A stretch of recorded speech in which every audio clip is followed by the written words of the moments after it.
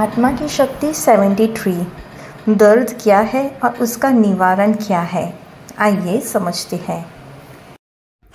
दर्द, सुख और शांति हमारे मन की अवस्था है। आत्मा की शक्ति पर निर्भर है। पॉजिटिव से शक्ति बढ़ती है तो स्वतः सुख शांति मिलती है। कई लोग अपनी नसें काट लेते हैं, अपने को आग लगा लेते हैं, ऊंचाई से कूदकर अपनी हड्डियां तोड़ लेते हैं। मज़े की बात यह है कि इन्हें पीड़ा का एहसास ही नहीं होता। ये दर्द वास्तव में मानसिक रोग है जिसके कारण ऐसे कर्म कर लेते हैं। पीड़ा किसी को भी पसंद नहीं है, परंतु वह हमारे जीवन का अभिन्न अंग है। नदियाँ बहती है, सुबह शाम होते हैं, मौसम बदलते हैं, धूप छाँव होती है। इसी प्रकार जीवन में सुख और दुख का आना जाना लगा रहता है। दुखों का प्रवेश दुखद घटना है, परंतु बिना दुखों के हम जीवन जीने की कला नहीं सीख सकते।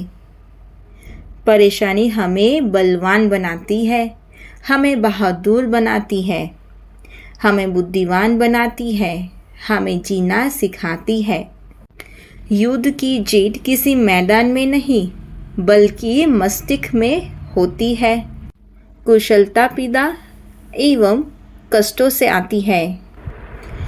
महिषा आए, देवियाँ आई और महान आत्माएं आई और गई, परंतु मनुष्य के दुख नहीं गए।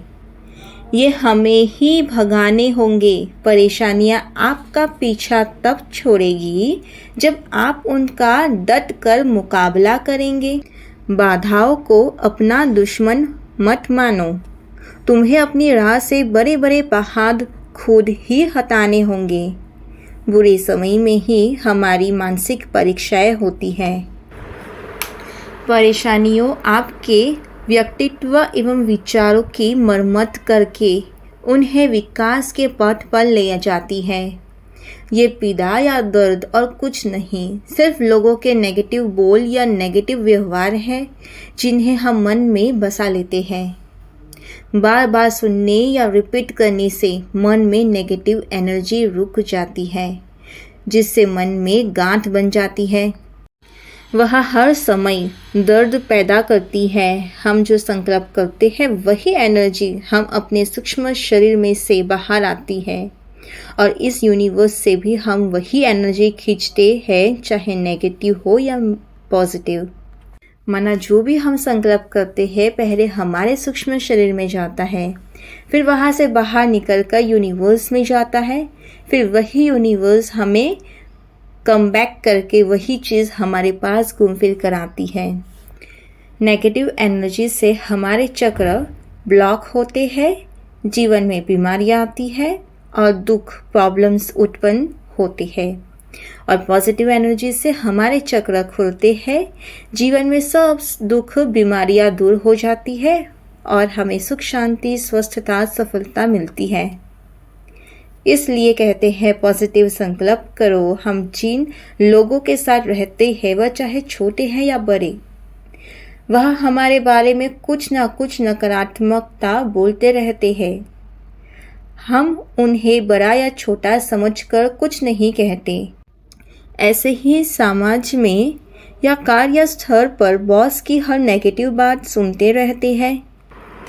दबंग व्यक्ति के अधिकतर बुरे बोल और व्यवहार हम सुनते रहते हैं। दुखी व आहत होते रहते हैं। किसी के आगे अपना दर्द बयान नहीं कर पाते हैं। कोई पूछे भी तो हम उनकी महिमा के पुल बांध देते हैं। चापलूसी करते हैं क्योंकि पापी पेट का सवाल होता है।